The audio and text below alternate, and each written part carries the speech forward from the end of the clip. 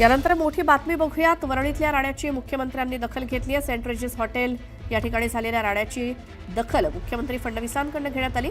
भाजप कामगार संघटनेच्या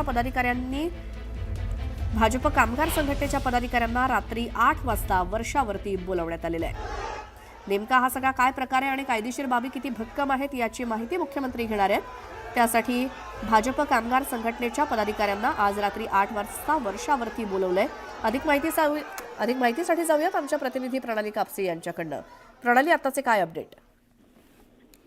जी माहिती मिळते त्यानुसार आज मुख्यमंत्र्यांनी 8 वाजता या सगळ्या पदाधिकाऱ्यांना, भाजपच्या पदाधिकाऱ्यांना, कामगार संघटनेच्या चर्चेसाठी बोलवलेलं आहे। नेमका काय प्रकार वरळीच्या सेंट रेजिस हॉटेलमध्ये झाला, कुठल्या मुद्द्यावरून हा सगळा वाद झाला, बोर्ड लावण्याचा जो महत्त्वाचा मुद्दा होता त्यामध्ये कायदेशीर बाबी किती बरोबर आहेत अथवा नाही, या सगळ्या गोष्टींची माहिती घेण्यासाठी मुख्यमंत्र्यांनी थेट या सगळ्या कामगार संघटनेच्या पदाधिकाऱ्यांना वर्षा या निवासस्थानी 8 वाजता बोलवलेलं आहे। त्यांच्याकडनं ते माहिती घेतील। आज आपल्याला माहिती आहे की दुपारच्या सुमारास भाजपची जी कामगार संघटना आहे त्यांच्या वतीनं या ठिकाणी सेंट रेजिस हॉटेलमध्ये पक्षाच्या नावाचा, कामगार संघटनेच्या नावाचा बोर्ड लावण्यात आला होता, जो ठाकरे यांची जी कामगार संघटना आहे त्यांच्या वतीनं फाडण्यात आला आणि त्याची नासधूस करण्यात आली। आणि या मुद्द्यावरून या दोन्हीही कामगार संघटनांच्या पदाधिकाऱ्यांमध्ये तुफान राडेबाजी झाली, ढकलाढकली, एकमेकांवर ओरडाओरडी, जोरदार घोषणाबाजी सेंट रेजिस परिसरात आपल्याला बघायला मिळाली। त्या पार्श्वभूमीवर मुख्यमंत्र्यांनी आता भाजपच्या कामगार संघटनेच्या पदाधिकाऱ्यांना आज रात्री चर्चेसाठी बोलवून घेतलेलं आहे।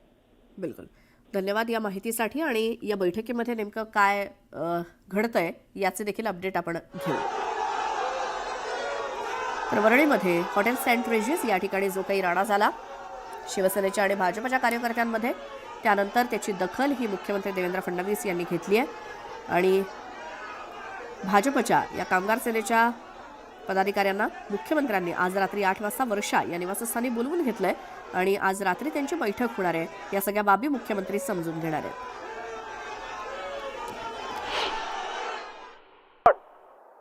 युनियन काढायचा सगळ्यांना अधिकार आहे, प्रत्येकाने युनियन काढावी, पण कुठल्याही युनियनने कुठल्याही हॉटेलमध्ये किंवा जिथे युनियन आहे तिथे राडा करणं मात्र हे मान्य नाही। ती कोणाची असो, राडा मी होऊ देणार नाही, त्यावर कारवाई होईल। युनियन कशाकरता काढायची तर कामगारांच्या हिताकरता काढायची, पण त्या ठिकाणी जर आस्थापना बंद करणे, तिथे राडा करणे असं होत असेल तर त्याच्यावर कारवाई होईल।